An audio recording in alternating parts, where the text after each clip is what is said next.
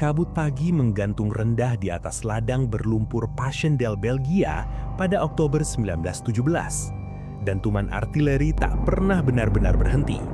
Tanah bergetar seperti makhluk hidup yang kesakitan. Di sela ledakan dan bau mesiu, seorang pemuda dari Punjab menggenggam senapannya dengan tangan gemetar, bukan karena takut, tetapi karena dingin yang menggigit tulang. Di sebelahnya, seorang prajurit dari Senegal menunduk, berdoa dalam bahasa yang tak dipahami komandan yang berteriak dalam bahasa Prancis. Mereka berdiri di parit yang sama, menghadapi maut yang sama. Namun, sejarah tidak akan menyebut nama mereka dengan lantang. Mereka adalah tentara kolonial dari Asia dan Afrika yang bertempur dan gugur jauh dari tanah air dalam perang yang bukan milik mereka. Sebelum lanjut ceritanya, jika kamu suka konten sejarah mendalam seperti ini, jangan lupa tekan tombol like dan subscribe serta aktifkan lonceng notifikasinya. Karena di channel ini, kita tidak hanya menceritakan sejarah, namun kita akan menghidupkannya kembali. Tanpa berlama-lama, langsung saja lanjut ke ceritanya. Semua ini bermula pada musim panas 1914. Pembunuhan Franz Ferdinand di Sarajevo memicu reaksi berantai yang menyeret Eropa ke dalam Perang Dunia I. Dalam hitungan minggu, kekuatan kolonial memobilisasi jutaan orang dari seluruh penjuru imperium mereka. Britania Raya memanggil pasukan dari India, lebih dari 1 juta orang sepanjang perang, untuk dikirim ke front barat, Timur Tengah, dan Afrika. Prancis merekrut ratusan ribu prajurit dari Afrika Barat, Aljazair, Maroko, dan Tunisia. Mereka disebut subjek kekaisaran, bukan warga negara. Namun ketika peluru beterbangan, status itu tak lagi berarti. Yang ada hanya hidup atau mati. Di pelabuhan Bombay dan Dakar, kapal-kapal uap penuh sesak oleh pemuda yang belum pernah melihat salju. Banyak yang dibujuk dengan janji upah, kehormatan, atau kemungkinan hak politik setelah perang usai. Sebagian direkrut paksa. Mereka berlayar berminggu-minggu menuju Eropa yang dingin dan asing. Saat mereka tiba di Marseille pada akhir 1914, sebagian tentara India tercengang melihat kota batu putih dan mendengar bahasa yang tak mereka pahami. Tak lama kemudian, mereka dikirim ke Flanders, wilayah rawa dan parit di Belgia, untuk menghadapi mesin perang modern. Pada 1915, di semenanjung Gallipoli, pasukan India dan koloni lainnya mendarat di bawah tembakan Ottoman. Tebing curam, panas menyengat, dan kurangnya logistik membuat kampanye itu berubah menjadi bencana. Regimen Gurkha memanjat lereng berbatu dalam serangan malam, pisau kukri terhunus, sementara artileri mengguncang daratan. Ribuan gugur dalam hitungan bulan. Laporan resmi menyebut keberanian mereka, tetapi nama individu jarang tercatat. Mereka menjadi angka, korban sekian ribu, tanpa wajah dalam ingatan kolektif. Di front barat tahun 1917, pasukan Afrika Barat Prancis dikerahkan dalam ofensif Nivelle di Chemin des Dames.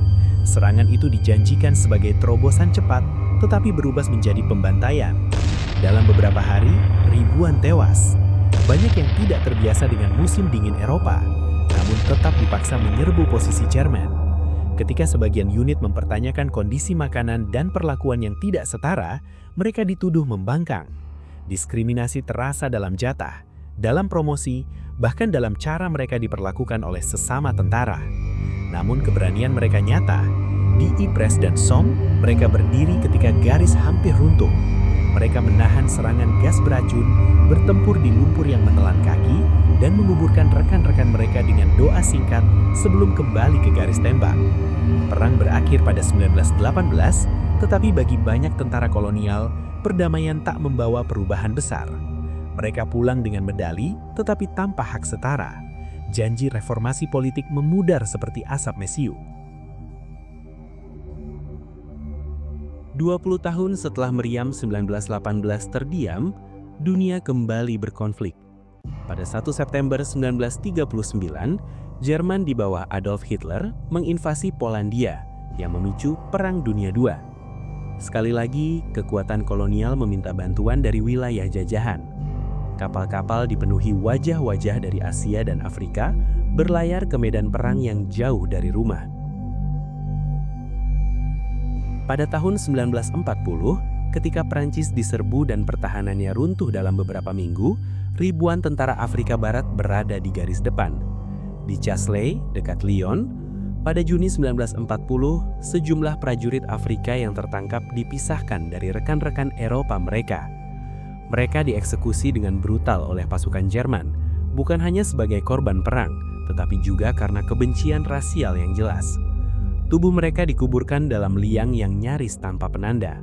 Berita tentang kejadian ini jarang mencapai desa-desa di Senegal atau Mali. Jikapun sampai, ia hanya hadir dalam bentuk kabar singkat, gugur demi Perancis. Di Afrika Utara, pasukan kolonial menjadi tulang punggung dalam pertempuran melawan poros. Di padang pasir Libya dan Tunisia, panas membakar siang hari dan dingin menggigit malam hari. Debu halus menyusup ke paru-paru. Namun, mereka terus bergerak mundur, perlahan-lahan mendorong pasukan poros. Pada 1944, di Italia, pasukan Maroko dalam tentara Prancis memainkan peran penting dalam menembus garis Gustave. Di Monte Cassino, mereka mendaki lereng berbatu dalam kegelapan, mengikuti jalur yang bahkan kendaraan tidak bisa lalui. Ketika posisi Jerman akhirnya runtuh, kemenangan itu dirayakan sebagai keberhasilan sekutu. Namun, nama-nama prajurit Afrika Utara kembali tenggelam dalam laporan singkat. Di Asia, keadaan menjadi lebih rumit. Pada tahun 1942, ketika Jepang melancarkan serangan besar-besaran di Asia Tenggara, ribuan tentara India yang bertugas untuk Inggris ditangkap di Malaya dan Singapura. Beberapa dari mereka kemudian memilih atau terpaksa untuk bergabung dengan Tentara Nasional India yang dipimpin oleh Subhas Chandra Bose. Bagi mereka, perang tidak lagi hanya sekedar konflik global. Itu menjadi kesempatan untuk memerdekakan India dari kekuasaan kolonial. Di hutan Burma pada tahun 1944, mereka bertempur melawan mantan rekan seperjuangan mereka. Batas antara pengkhianat dan patriot menjadi kabur tergantung dari sudut pandang. Sementara itu di Burma dan India Timur Laut, pasukan Afrika dan India yang tetap setia kepada Inggris bertempur dalam kondisi ekstrim, menghadapi hujan tropis, malaria, dan minimnya suplai. Mereka membangun jalan, mengangkut amunisi, dan menahan serangan dalam pertempuran yang jarang perhatian dalam sejarah Eropa. Namun, tanpa mereka, garis pertahanan bisa saja runtuh. Ketika 8 Mei 1945 tiba dan Eropa merayakan kemenangan, lonceng gereja berdentang di Paris dan London. Namun, di banyak wilayah kolonial, euforia itu bercampur dengan kepahitan. Di Sétif, Aljazair, pada hari yang sama, demonstrasi yang menuntut kemerdekaan berujung pada tragedi berdarah. Ribuan orang tewas dalam penindasan yang menyusul. Banyak di antara mereka adalah veteran perang yang pernah mengenakan seragam Prancis dan melawan Nazi. Ironi ini sangat tajam. Mereka membantu membebaskan Eropa dari tirani, tetapi tuntutan kebebasan mereka sendiri dijawab dengan kekerasan. Setelah perang, ketidakadilan terus berlanjut dalam bentuk yang lebih halus. Pensiun bagi tentara kolonial seringkali dibekukan atau dibayar lebih rendah dibandingkan tentara Eropa dengan pangkat yang sama. Dalam beberapa kasus, pembayaran dihentikan ketika negara asal mereka merdeka. Arsip-arsip militer salah mengeja nama-nama mereka atau tidak mencatatnya sama sekali. Monumen perang di kota-kota besar Eropa tidak mencerminkan keberadaan mereka dengan baik. Namun pengalaman perang telah mengubah cara pandang mereka terhadap dunia. Mereka telah melihat kota-kota Eropa hancur dan menyadari bahwa imperium yang tampak abadi ternyata rapuh. Mereka kembali ke desa dan kota dengan cerita tentang dunia luar, tentang hak, tentang kebebasan, dan tentang kemungkinan perubahan.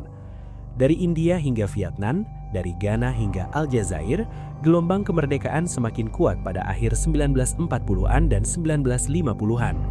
Banyak aktivis dan pemimpin terinspirasi oleh kenyataan bahwa jika bangsa Eropa bisa menuntut kebebasan dari tirani, maka bangsa Asia dan Afrika juga berhak atas hal yang sama.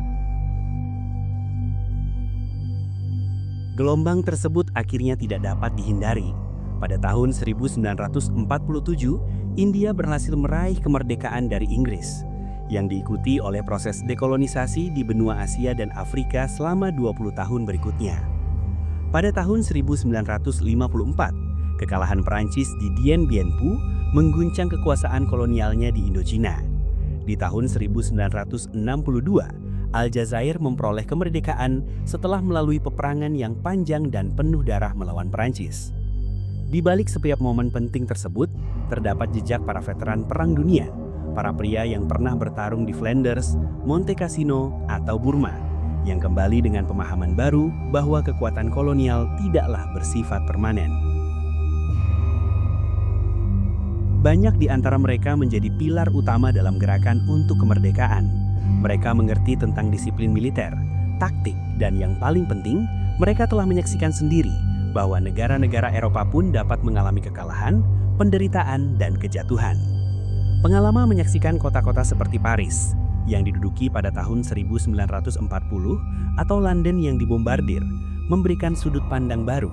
Imperium ternyata bisa goyah. Jika Jerman bisa menaklukkan Prancis dalam waktu singkat, maka kolonialisme pun bukanlah perkara yang tidak bisa digoyahkan. Namun pengakuan terhadap kontribusi mereka datang dengan lambat. Selama beberapa dekade setelah tahun 1945, buku-buku sejarah di Eropa lebih banyak menonjolkan pertempuran besar dan tokoh-tokoh jenderal. Sementara sumbangsih jutaan tentara dari Asia dan Afrika sering diringkas hanya dalam 1 atau 2 paragraf. Di banyak monumen perang, nama-nama mereka tidak dicatat. Di beberapa negara, pensiun mereka dibukukan pada nilai lama ketika negara mereka merdeka, jumlah yang jauh lebih kecil dibandingkan dengan rekan-rekan Eropa yang berjuang di unit yang sama. Baru di akhir abad ke-20 dan awal abad ke-21, langkah serius diambil untuk memperbaiki ingatan bersama ini. Di Ypres dan kawasan Flanders, upacara peringatan mulai menghargai sumbangan pasukan dari India dan Afrika.